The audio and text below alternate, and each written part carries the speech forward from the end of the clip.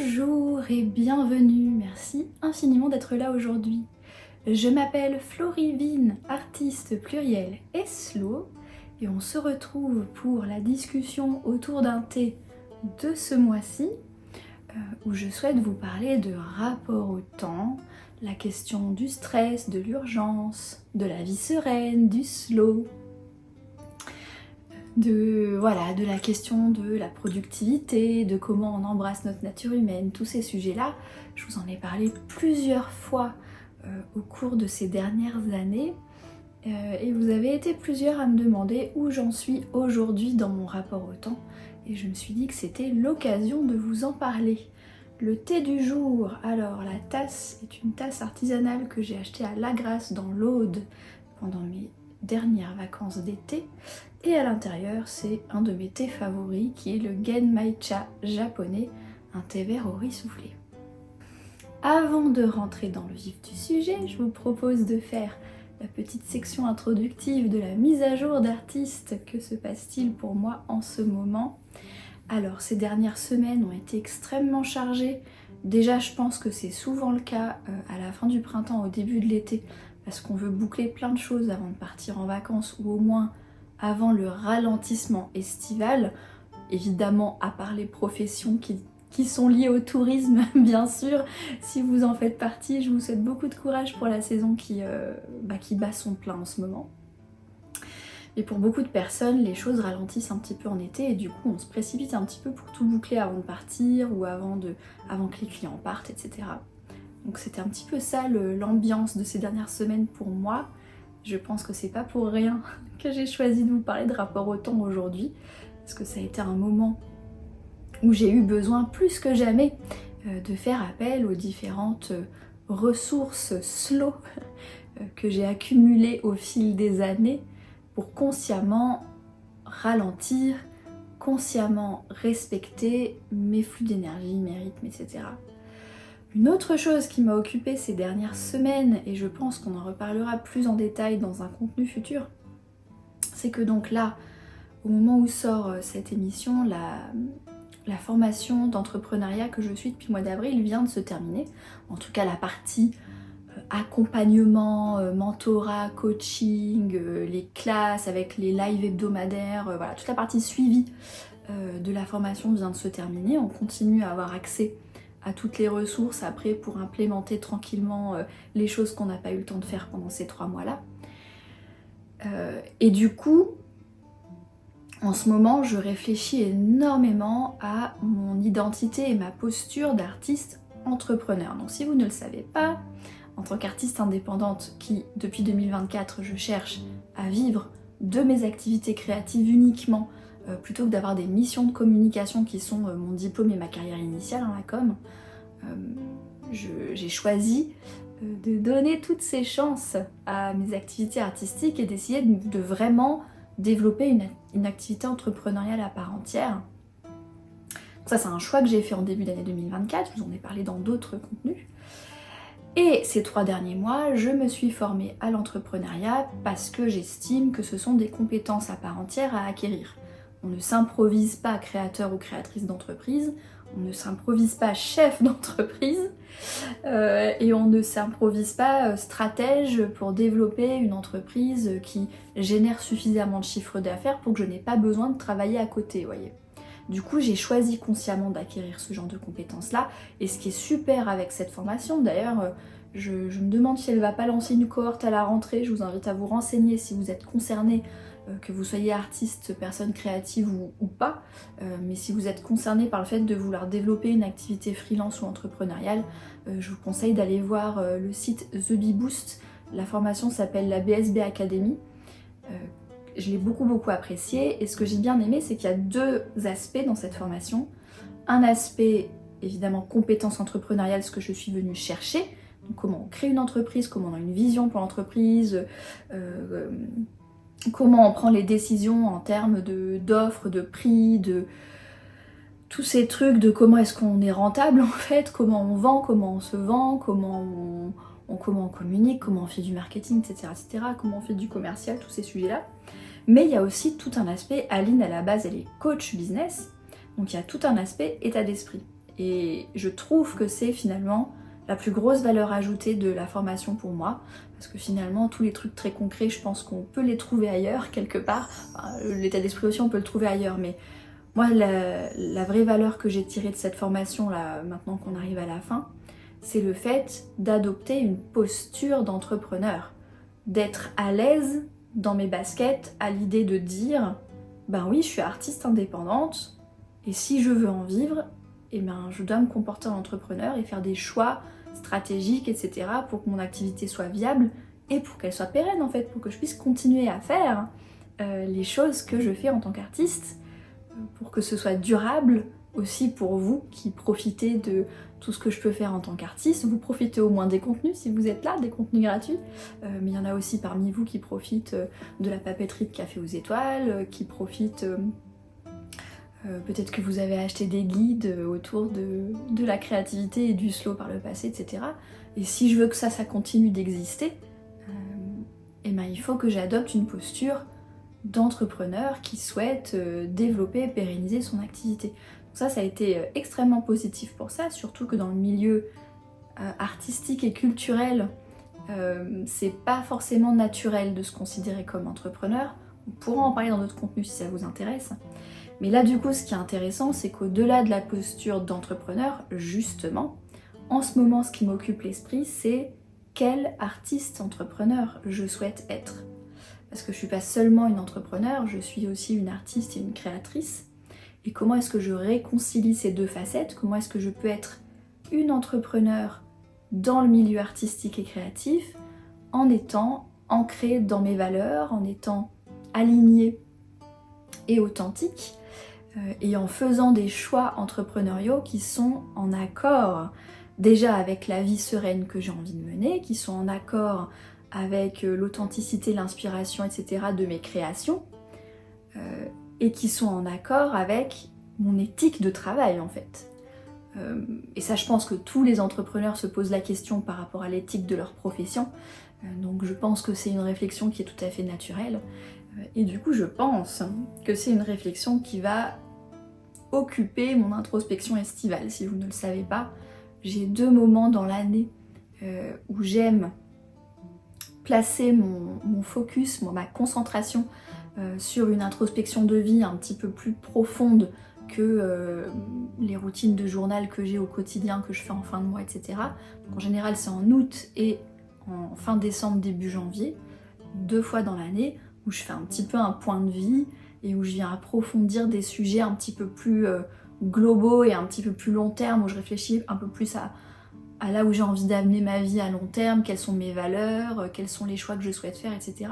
Donc cet été, je pense que le sujet, ça va être comment est-ce que je me positionne maintenant que j'ai acquis ces compétences d'entrepreneuriat, comment est-ce que je me positionne moi, quels sont les choix que je fais moi, pas par rapport à ce qu'on dit qu'il faudrait faire pour gagner de l'argent, mais par rapport à ce qui me paraît juste et aligné pour moi, et qui est fidèle à la vie indépendante, créative et sereine que je souhaite développer, et puis qui est fidèle aussi à la valeur que je souhaite vous apporter, et qui est fidèle à l'art que je souhaite créer. Donc tout ça, je pense qu'on en reparlera plutôt à la rentrée. Mais voilà où j'en suis dans ma vie d'artiste aujourd'hui. Et donc, le deuxième sujet qui m'a énormément occupée, mais depuis, en fait je pense depuis le début de l'année 2024, hein, depuis que je me suis mise totalement à mon compte, c'est la question du rapport au temps. Et donc c'est de ça dont nous allons parler aujourd'hui. Alors aujourd'hui j'ai 3 choses, 3 thèmes, 3 pistes de réflexion autour du rapport au temps que je souhaite partager avec vous, qui sont des choses que j'ai compris ces dernières semaines, mois, années, notamment, alors déjà ces derniers temps depuis que je suis indépendante, mais aussi ces dernières années où j'ai quand même vécu une vraie période d'épuisement. Alors on a tous vécu le Covid, j'ai vécu un lancement de jeu très difficile fin 2020, j'ai vécu une vraie période d'épuisement en 2022. Donc ça a beaucoup aussi chamboulé mon rapport au temps, ma définition du slow et un petit peu le but de tout ça. Donc je vais vous partager 3 choses qui me paraissent pertinentes. La première chose, c'est le rapport entre le temps et notre énergie d'être humain. C'est-à-dire que quand on parle de gestion du temps, ou lorsque vous regardez des outils d'organisation, de productivité, d'agenda, de choses comme ça, on a tendance à voir le temps comme les mois, les semaines, les jours, les heures, les minutes qu'on a dans notre journée, vous voyez. Et je sais qu'il y a beaucoup de personnes qui travaillent sur le rapport au temps, des coachs ou des gens de ce type-là qui vont dire oui, rappelez-vous, il y a 168 heures dans la semaine, vous avez plus de temps que ce que vous croyez, tata.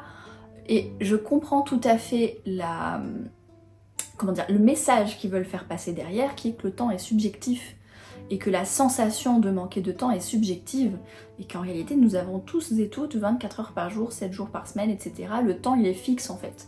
On n'a pas de manque ou d'abondance, le temps il est là, si vous voulez. Mais là où je trouve que le raisonnement porte ses limites, c'est que moi personnellement, l'heure de 9h à 10h le matin, qui est l'heure dans laquelle on est je crois là maintenant, où déjà moi c'est les heures où je suis la plus efficace, où je suis, si j'ai bien dormi évidemment, où je suis bien réveillée, où je suis en forme, où je suis motivée, c'est le début de la journée, ma jauge d'énergie est pleine, cette heure-là n'a pas du tout la même valeur, entre guillemets, que l'heure de 21h à 22h, où je suis crevée, je suis en train de digérer mon repas du soir, j'ai toute une journée dans les pattes, j'ai qu'une envie, c'est de me foutre au lit, de lire un bouquin et de dormir, voyez. Ça a beau être une heure calendaire sur 24, comme toutes les autres heures des 24 heures, elle n'a pas du tout la même valeur pour moi. Et du coup, je me suis rendu compte que quand on ne voit le temps que comme des chiffres, donc des minutes, des demi-heures, des créneaux, des heures, des machins, et c'est là qu'on se traite comme des machines en fait, et qu'on oublie complètement notre nature humaine qui fait qu'on a des jauges d'énergie. Et ça, j'en ai déjà parlé aussi, c'est qu'en plus on a des jauges d'énergie de nature différentes. On a de l'énergie physique, on a de l'énergie mentale, on a de l'énergie créative, on a de l'énergie intellectuelle, cognitive, capacité à réfléchir d'un point de vue stratégique, on a de l'énergie opérationnelle, enfin on a de l'énergie sociale aussi. Je crois qu'il y en a plein des types d'énergie qu'on peut explorer pour voir comment on se sent par rapport à différentes choses, mais toutes les heures ne se valent pas, et toutes les heures ne se valent pas pour tout le monde aussi. C'est-à-dire que les personnes qui ont certains types de neuroatypies par exemple, ou certains types de troubles, etc., comme les personnes qui sont, comment on dit en français, ADHD là, hyperactives, etc., et on va avoir des contraintes supplémentaires sur la gestion de notre énergie, et que même si on a 24 heures comme tout le monde, enfin je dis moi j'ai pas de ce trouble-là, je l'ai pas, déficit de l'attention je l'ai pas, mais les personnes qui vont avoir par exemple ce type de trouble-là vont pas du tout gérer leur temps de la même manière. Moi qui suis extrêmement introvertie par exemple, le temps passé à socialiser, à faire des événements, j'ai fait énormément d'événements dans ma carrière de communication, moi à la fin j'étais crevée, j'avais besoin d'être toute seule pendant 48 heures. Et à l'inverse, une personne extravertie qui est seule, ça va faire complètement descendre sa jauge d'énergie, parce que les personnes extraverties ont besoin de contact humain, et du coup ces heures-là n'ont pas la même valeur. Donc ce que je vais vous dire avec ce premier point, c'est de ne pas seulement considérer le temps comme des chiffres de calendrier, mais de plutôt le considérer sous forme de jauge d'énergie, et que ce que j'ai appris à faire, c'est de ne plus me demander si j'ai le temps ou si j'ai pas le temps, mais de me demander si j'ai l'énergie ou si je n'ai pas l'énergie.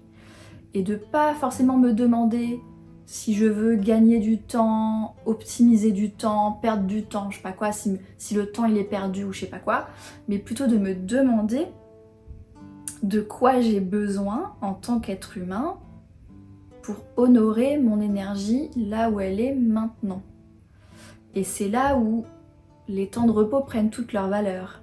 C'est plus une perte de temps de se reposer, c'est l'occasion de remplir une jauge d'énergie ou une autre. Par exemple, quand je viens lire un livre de fiction un peu léger, un peu sympa, ça vient remplir ma jauge d'énergie mentale et émotionnelle.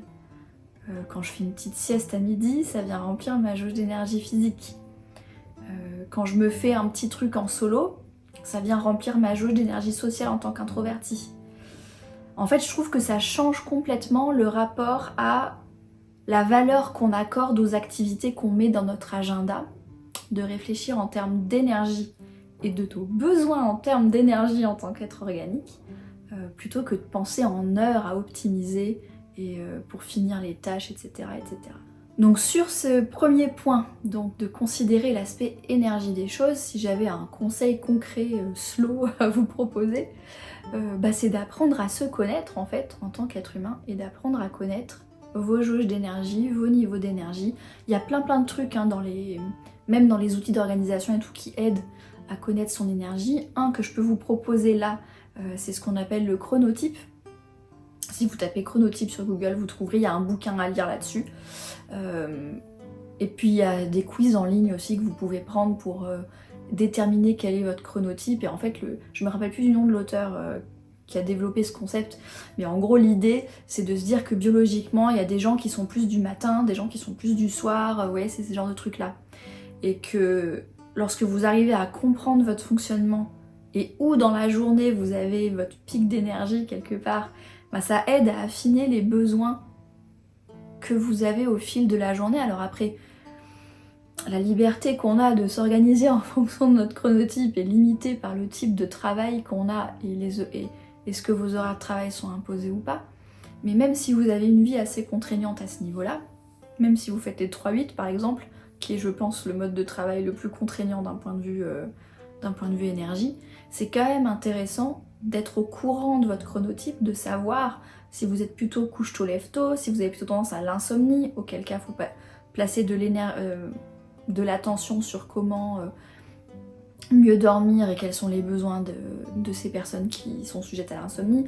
Est-ce qu'au contraire vous êtes plutôt du soir, donc plutôt d'arrêter de vous forcer à vous lever tôt le matin ou à vous lever encore plus tôt le matin si vous savez que c'est pas votre nature. Et ça aide, voilà, une première piste de réflexion par rapport à ce premier point.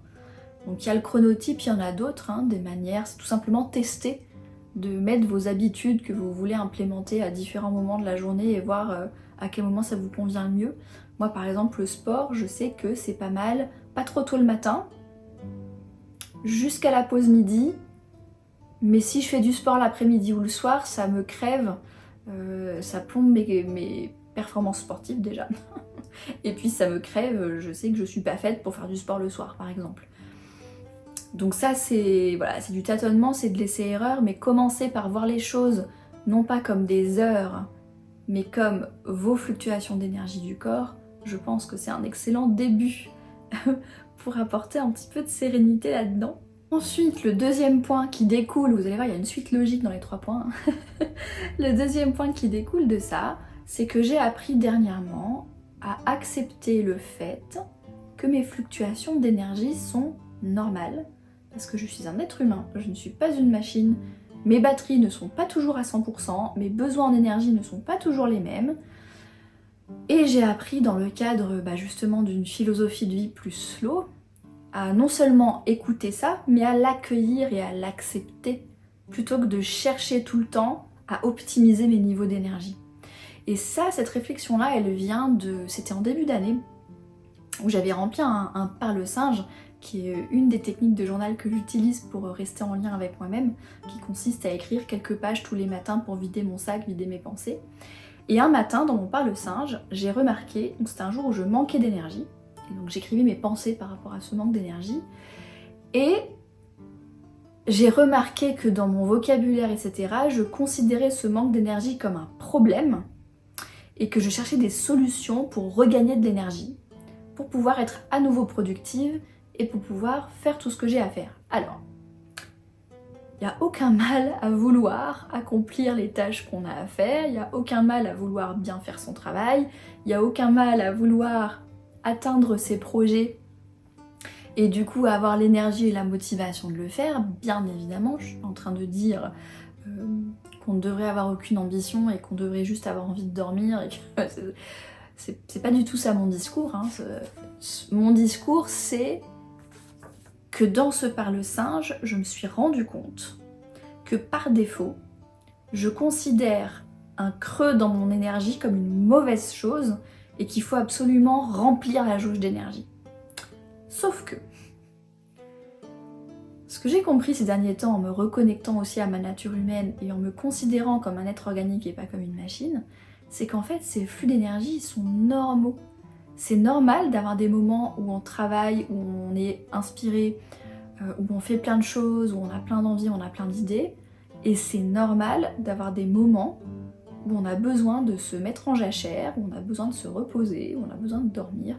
Tout comme dans les émotions, c'est normal d'avoir des moments où on se sent super bien, où on est super content, et où on a des fortes émotions, et d'avoir des moments où on est un peu plus mélancolique. Ça fait partie des expériences humaines.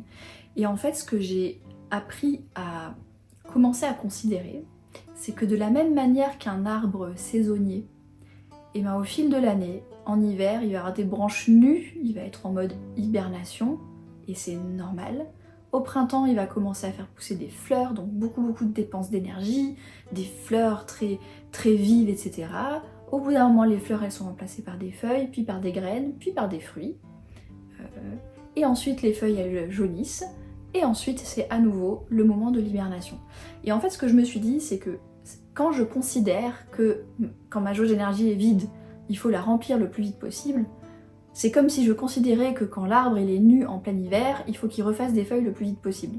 Mais la nature, c'est pas comme ça. L'arbre a autant besoin du moment d'hibernation que du moment où il fait des fleurs, que du moment où il fait des fruits. Un arbre saisonnier comme ça ne peut pas être en fleurs toute l'année ou sortir des fruits toute l'année. En fait, les fleurs ne peuvent pas pousser si l'arbre n'a pas hiberné avant et s'il n'a pas restauré son énergie à ce moment-là de son cycle en fait en hiver. Et l'arbre ne peut pas faire de graines s'il n'a pas fait de fleurs et ne peut pas faire de fruits s'il n'a pas fait de graines. Donc en fait, tout ce qu'on...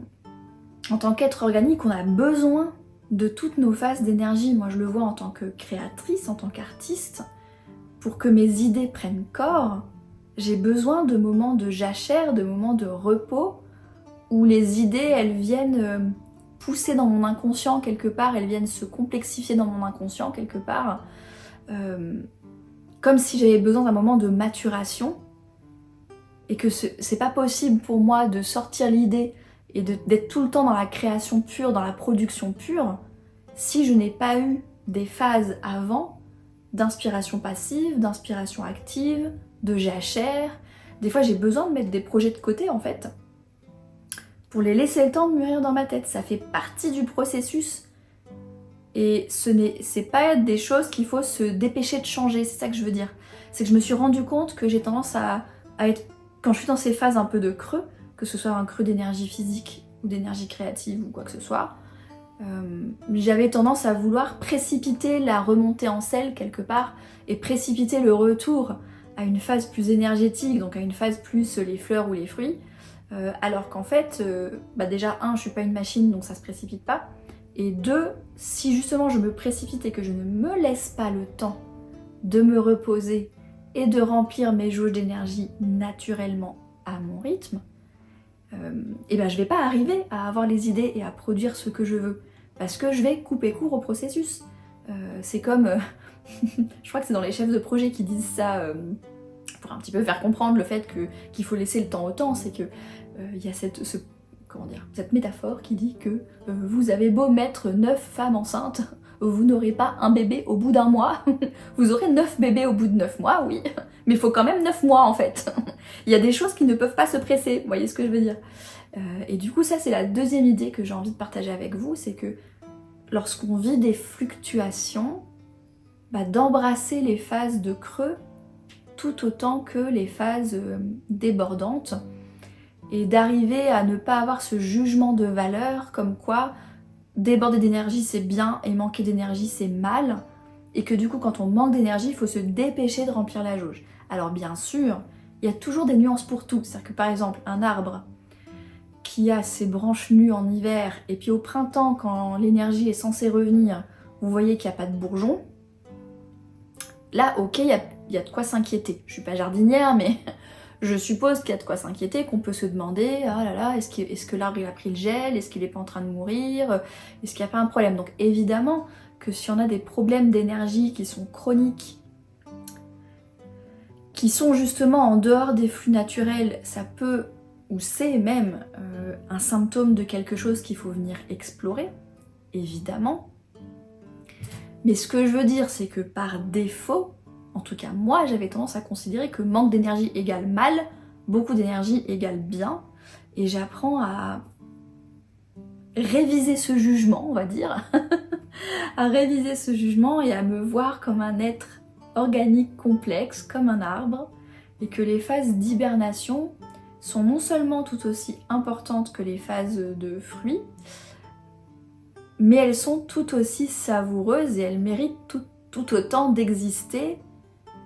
Elles font partie de l'expérience de vie, et plutôt que de les précipiter, est-ce qu'on pourrait pas en profiter aussi? Profiter des moments où on se repose, où on profite de la famille plutôt que d'être la tête dans le boulot, profiter des moments où justement on est dans un mode un peu plus introspectif, où on se pose un peu plus des questions avant de passer à l'action. Savoir profiter de ces moments plus calmes de la vie en fait. Et de se dire qu'on savoure davantage les moments actifs quand on a pris le temps de se régénérer et qu'on a savouré aussi les moments plus calmes. Je me souviens d'une ancienne collègue à l'époque où je bossais pour une boîte de jeux vidéo qui avait un studio à Singapour, une Française qui avait déménagé à Singapour et qui m'avait dit qu'une des choses les plus difficiles dans son nouveau quotidien, c'était qu'à Singapour il n'y avait pas de saison. Enfin, ils ont de la mousson, mais ils n'ont pas... Justement, ils n'ont pas comme nous les arbres avec le printemps, été, automne, hiver. Et qu'en tant que Française qui a grandi dans une région avec 4 saisons, ça lui manquait énormément. Alors qu'elle vivait à cette époque sur une île tropicale avec un été permanent, avec de la végétation luxuriante, avec des super bons fruits toute l'année. On pourrait s'imaginer que c'est un rêve d'avoir un été permanent, et peut-être qu'il y a des gens qui objectivement adorent ça, là j'essaie de faire une métaphore. Mais elle, pour le coup, le fait de n'avoir que de l'été, et ben c'est quelque chose, quelque part l'hiver, le printemps et l'automne lui manquaient.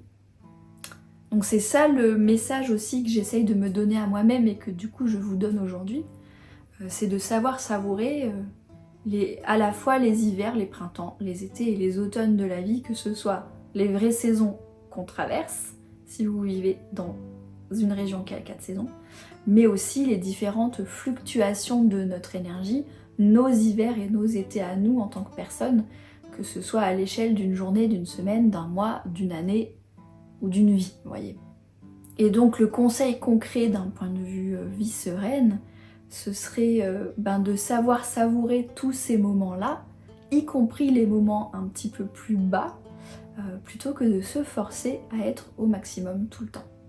Et du coup, le troisième point que je souhaite aborder avec vous aujourd'hui, et qui est un peu la conclusion des 2 points précédents, et je pense une des plus grosses évolutions de mon rapport au temps personnel, en tant qu'être humain, en tant qu'artiste, en tant que femme, voilà, vraiment dans ma vie au global, c'est de prendre le temps de vivre et d'arrêter de considérer le temps comme une ressource à optimiser et qu'il faudrait que je sois tout le temps en train de travailler, tout le temps en train de produire, et que tous les moments qui ne sont pas utiles dans le sens productiviste du terme devraient être à éliminer, vous voyez ce que je veux dire par là, et de voir comme tout aussi précieux les moments où on fait rien, les moments où on profite, les moments où on existe, où on est, qu'en fait moi ma personnalité, j'ai tendance à tout le temps dans le faire, et ben en ce moment j'apprends à être et à prendre le temps de vivre, enfin j'apprends. Le slow, ça fait 10-15 ans que je m'y intéresse, ça fait 10-15 ans que j'apprends ça. Mais je suis contente de constater que je commence à y parvenir. Et notamment, j'ai pris 2 semaines de vacances au mois de juin, au moment où je vous parle. Et j'ai été très fière de moi de constater que j'ai été tout à fait capable de pas regarder mes mails, de pas essayer d'optimiser. Alors j'ai filmé quelques plans que vous avez vus, si vous avez vu sur YouTube. J'ai sorti un vlog estival et il y a quelques minutes de plans que j'ai filmés en vacances. Mais c'est des trucs que j'ai filmés avec le téléphone par-ci par-là 2-3 minutes, uniquement quand j'en avais envie. C'était pas la pression de oulala, faut optimiser le temps en vacances, faut en profiter pour peindre plein de trucs tant que je suis inspirée, et puis quel contenu je pourrais créer à partir de ça. Non, à un moment donné, j'étais très fière de ma capacité à vraiment déconnecter, à vraiment décrocher et à ne pas culpabiliser de le faire, et plutôt profiter de la découverte, du moment présent, profiter de la famille aussi, parce que c'était 2 semaines que j'ai passées en famille, Et en fait prendre le temps de vivre cette expérience de vacances dans le sud qui ne se reproduira jamais une deuxième fois pareil, plutôt que de chercher à optimiser ce que je suis en train de vivre pour en faire une ressource ou en faire un truc utile, vous voyez. Et tout ce que je vous ai dit sur les 2 points précédents, donc apprendre à ne pas voir seulement les heures mais voir les fluctuations d'énergie et savoir accueillir et accepter les moments d'énergie plus basse, c'est 2 points qui m'aident à ça, à prendre le temps de vivre et à savourer la diversité finalement des expériences de vie et à les apprécier pour ce qu'elles sont au lieu de les juger à l'aune de leur utilité ou de leur productivité. Une autre chose qui m'a beaucoup aidée, c'était aussi d'ailleurs à l'époque où je manquais d'énergie et où dans mon parle singe j'essayais de régler le problème, etc. C'est que je me suis dit, maintenant imagine une situation où je suis une machine et où mon énergie elle est toujours au max. Et ce que je ressens, en général, c'est le matin vers 11h. Mon pic d'énergie, c'est entre 10h et 13h dans la journée.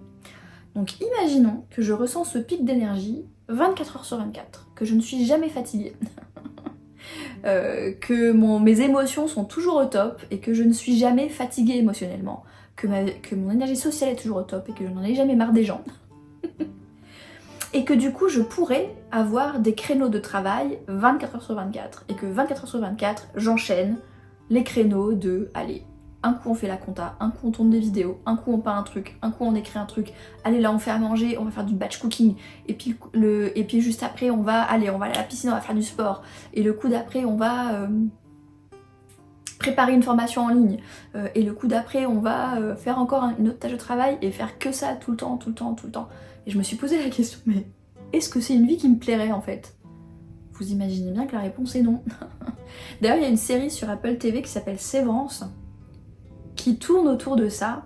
Alors en gros c'est une espèce de technologie qui existe dans la tête des gens et qui sépare leur personnalité en deux. Et donc c'est une personnalité qui vient travailler de 9h à 17h au bureau et c'est une autre personnalité qui profite du reste en fait, qui profite du soir et des week-ends. Donc ce qui fait que d'un côté il y a une personnalité qui a l'impression de ne jamais travailler, que le travail se fait un petit peu tout seul. Tant mieux pour eux, j'ai envie de vous dire. Mais alors par contre l'autre personnalité ne voit que le travail. C'est-à-dire qu'il se voit arriver au travail à 9h, il se voit repartir à 17h et tout de suite, c'est déjà le lendemain 9h. Donc en fait, ils ne sont que en train de travailler. Et bien évidemment que ces gens-là, ils pètent un câble. Et bien évidemment que moi, je me mets à leur place, où j'imagine que quelque part ma journée, ce soit seulement les créneaux de travail et que le moment à la fin de la journée ou même le moment de la pause midi, finalement, sorte de ma conscience et que je ne le vois pas et que je passe tout mon temps conscient et éveillé à travailler. Mais en fait, ce serait un cauchemar. Ce serait un pur cauchemar. Et c'est là que je me suis dit, pourquoi est-ce que je me donne cette pression d'être toujours au top, d'avoir toujours mon énergie au maximum et de rentabiliser la moindre seconde, alors que si je parvenais à cet idéal, qui est évidemment impossible parce qu'on n'est pas des machines, mais si j'y parvenais, ma vie serait un enfer. Elle mériterait pas d'être vécue, ça me rendrait malheureuse, ça me rendrait folle en fait. Et du coup, cette prise de conscience-là m'a aussi aidée à arrêter d'être aussi exigeante avec moi-même et à me dire, mais attends, l'idéal vers lequel tu es en train de tendre, parce que tu es quelque part influencé par la société productiviste qui veut qu'on optimise tout et que tout soit utile, c'est pas du tout mon idéal de vie à moi, c'est pas du tout la vie à laquelle j'aspire en fait. Et du coup, ce point-là, de prendre le temps de vivre, c'est aussi prendre le temps de se demander à quelle vie nous aspirons et peut-être à se rendre compte que ces moments de repos, ces moments de temps qui sert à rien, ces moments passés seuls ou en famille ou entre amis, ces moments passés à se reposer, à découvrir des choses, à faire un loisir qui n'a aucun intérêt financier particulier ou même aucun intérêt de résultat, de rentabilité, que c'est juste parce qu'on kiffe le faire. C'est ça qui donne du sel à notre vie quelque part. C'est ça qui fait que la vie mérite d'être vécue. Et c'est ça qui enrichit notre vie et qui la rend intéressante en fait. Ce qui veut pas dire encore une fois qu'il faut jamais travailler. C'est un équilibre en fait tout ça. c'est un équilibre entre justement peut-être optimiser les moments de fleurs et de fruits là dans notre journée et c'est là qu'on peut faire appel aux outils d'organisation, de productivité, faire du deep work, se concentrer et quelque part tirer parti du moment où on a beaucoup d'énergie, beaucoup de motivation, beaucoup d'inspiration pour prendre plaisir aussi à utiliser nos compétences et à faire du bon travail.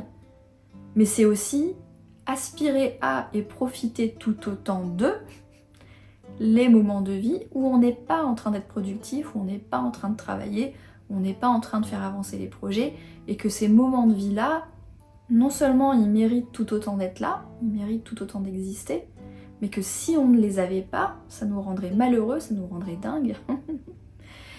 Et peut-être même que ça nous ferait mourir, puisque au Japon, ils ont un syndrome qui fait assez peur, je trouve, qui s'appelle karoshi, qui est la mort par l'excès d'effort, qui sont des gens qui se tuent à la tâche, littéralement en fait.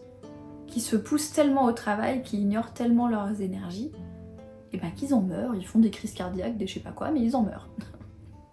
Donc ça fait réfléchir quand même.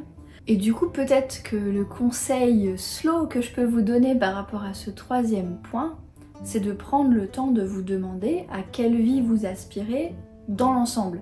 Pas juste vous concentrer sur les objectifs et les buts que vous avez, mettons, dans votre carrière professionnelle ou dans les tâches à faire ou dans les trucs utiles et productifs, mais vraiment vous demander de manière générale, du lever au coucher, du matin au soir, du lundi au dimanche, de janvier à décembre, seul et avec vos amis, avec votre famille, vraiment tous les aspects de la vie, à quel état de vie aspirez-vous en fait? À quelle qualité de vie aspirez-vous?